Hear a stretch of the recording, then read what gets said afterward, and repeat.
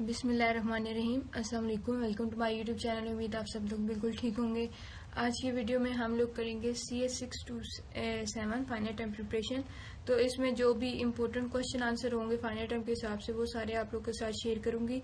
ये पे जो क्वेश्चन आंसर होंगे कि आपके प्रीवियस जो मतलब पेपर्स होते हैं, पास्ट पेपर्स, उनमें से लिए गए हैं और हैंड आउट से इनके आंसर लेके और आपके लिए वीडियो बनाई गई है। तो जो भी इम्पोर्टेंट होंगे वो सारे आप लोगों के साथ शेयर किए जाएंगे। तो वीडियो स्टार्ट करने से पहले अगर आप मेरे चैनल पे न्यू है तो चैनल को सब्सक्राइब कर लें। इस वीडियो के डिस्क्रिप्शन में व्हाट्सएप चैनल का लिंक होगा, वीडियो की तमाम अपडेट के लिए आप उधर ज्वाइन कर सकते हैं।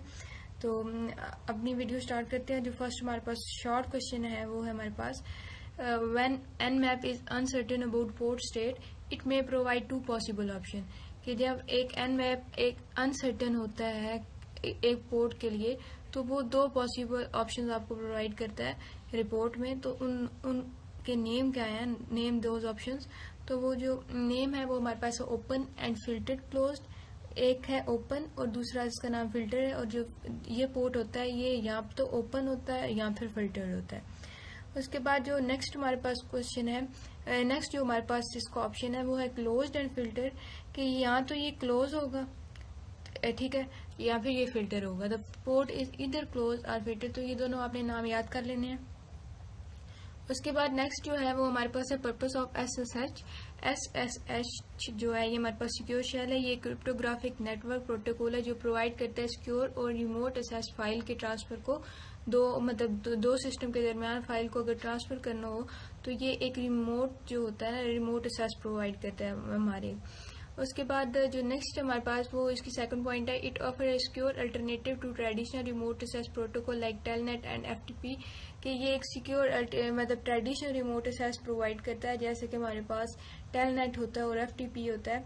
तो ये उनकी तरह एक सिक्योर जो हमारी एक्सेस होती है वो प्रोवाइड करता है। उसके बाद थर्ड इसका पॉइंट है कि SSH ensure the confidentiality, integrity and authenticity of data exchange between client and server. के हमारा डाटा कॉन्फिडेंशियलिटी हो, उसमें इंटेग्रिटी और ऑथेंटिसिटी हो।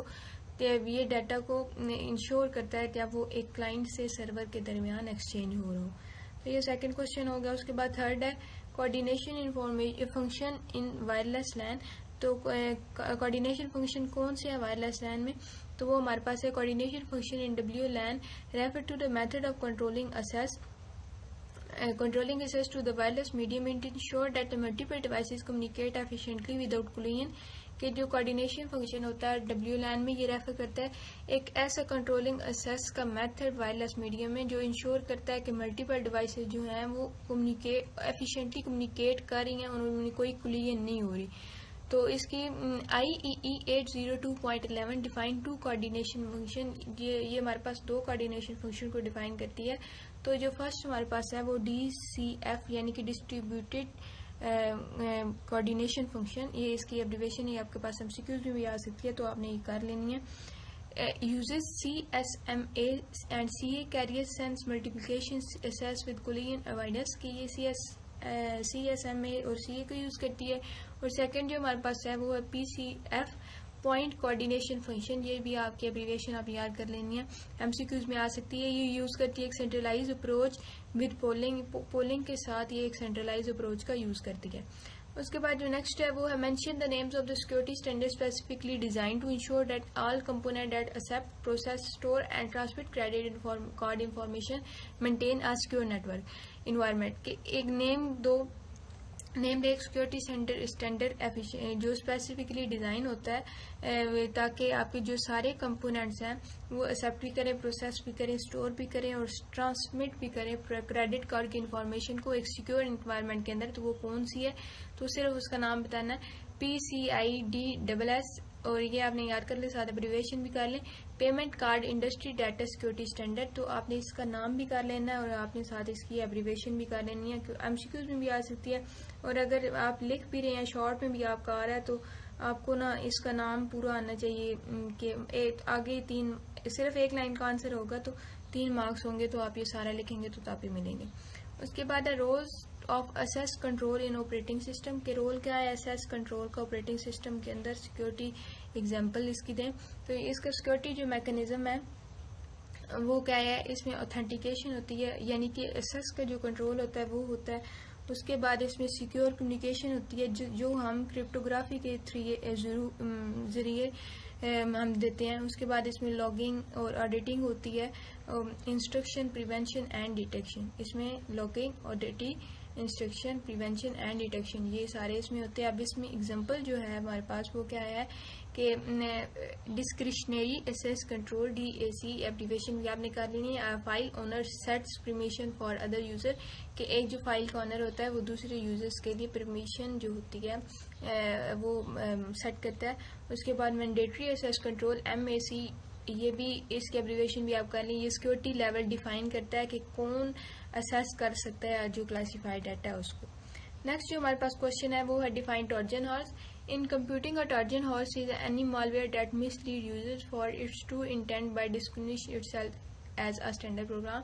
ये एक ऐसा मालवेयर होता है जो यूजर्स को मिसलीड करता है कि वो अपनी ट्रू इंटेंट से हट जाए और ये खुद को एक स्टैंडर्ड प्रोग्राम डिस्टिंग्विश करता है। The terms is derived from the ancient Greek story of the deceptive, कि ये टर्म एक एंशिएंट ग्रीक स्टोरी से ली गई है। Trojan horse that led to the fall of the city of Troy, जो ये लेड करती है fall of city of Troy को।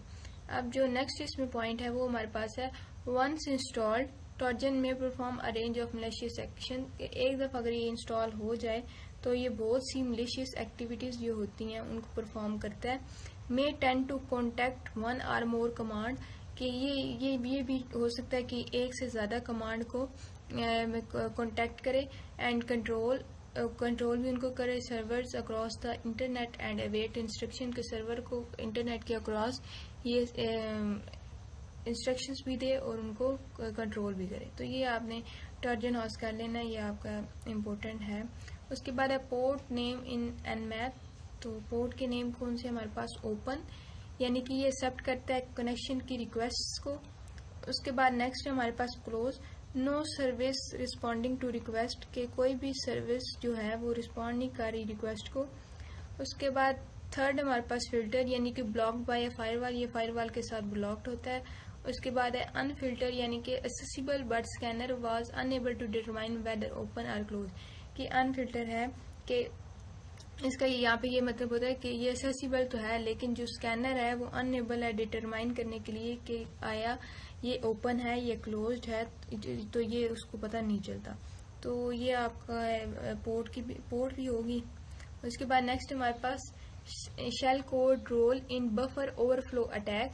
तो shell code is a small malicious piece of code used by attacker in a buffer overflow attack। ये एक small malicious code होता है जो यूज होता है अटैकर्स के, मतलब अटैकर इसको यूज करते हैं बफर ओवरफ्लो अटैक में।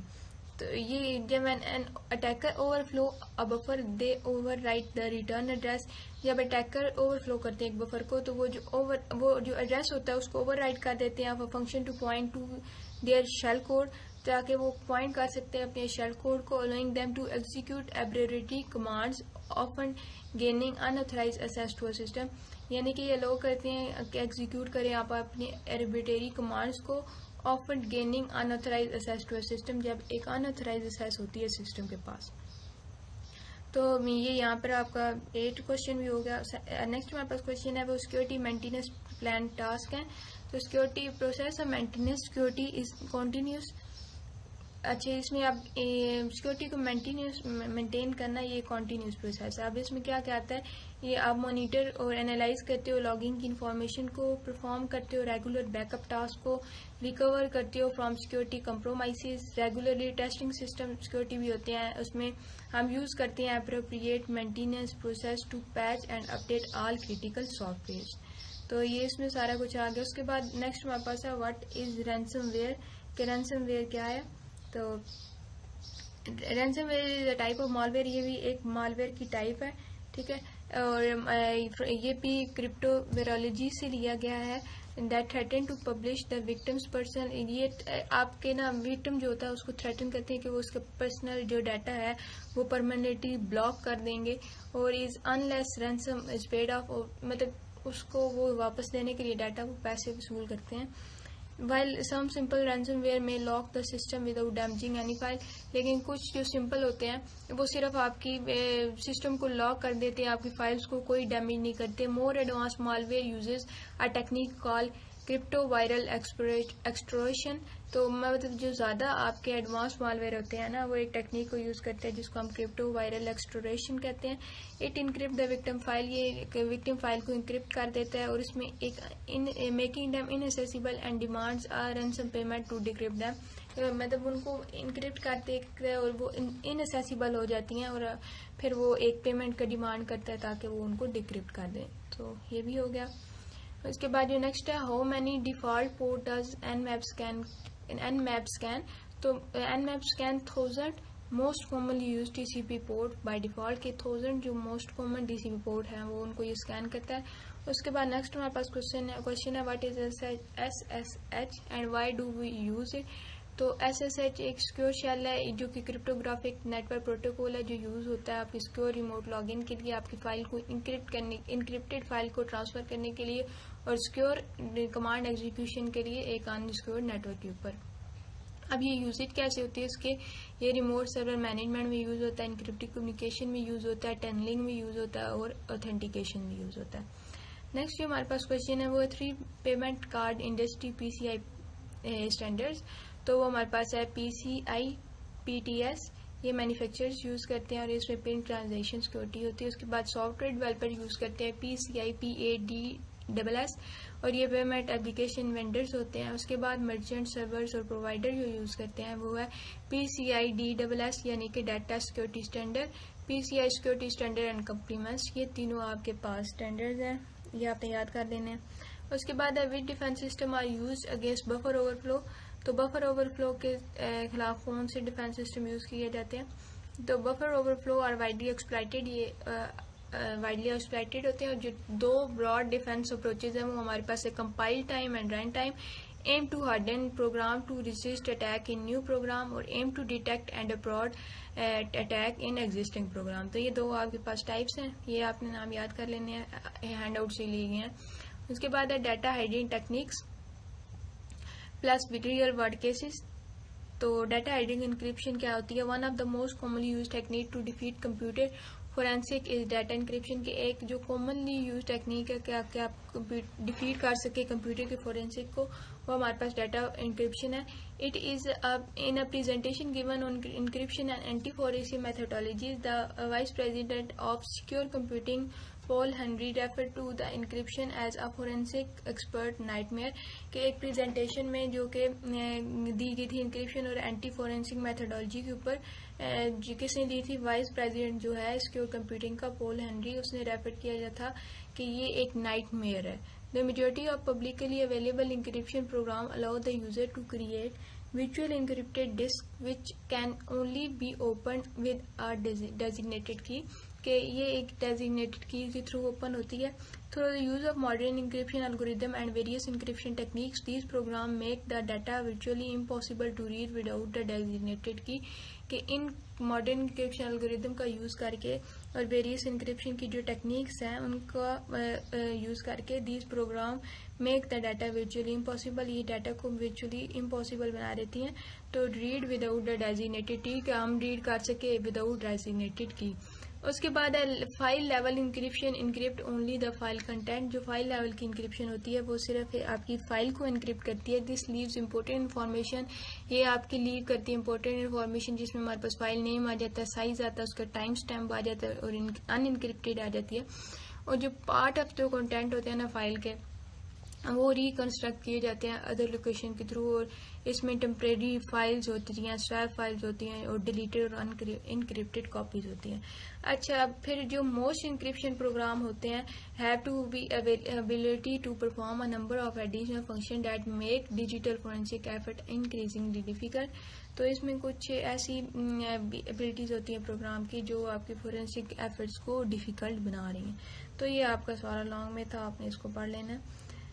नेक्स्ट हमारे पास क्वेश्चन है डाटा हाइडिंग सेटेनोग्राफी. तो ये एक ऐसी टेक्निक है where information or file are hidden within the file in an attempt to hide data by leaving it in a plain side, कि मतलब फाइल्स के अंदर आपका डाटा हाइड किया जाता है ताकि और एक प्लेन साइड दी जाती है, मतलब समझ नहीं आती कि इसमें कौन से डाटा हिडन है, लेकिन वो आपके पास डाटा हिडन होता है। तो सेंटोग्राफी प्रोड्यूस करता है आपका dark data that is typically buried with in light data. ये एक ऐसा प्रोड्यूस करता है डार्क डाटा जो कि टिपिकली बरीड होता है लाइट के अंदर, यानी कि non perceptible digital water mark buried with in a digital photography के ऐसे के वाटर मार्क का यूज करके। उसके बाद है while some expert have argued that the use of stenography technique is not very widespread and therefore the subject should not be given a lot of thought.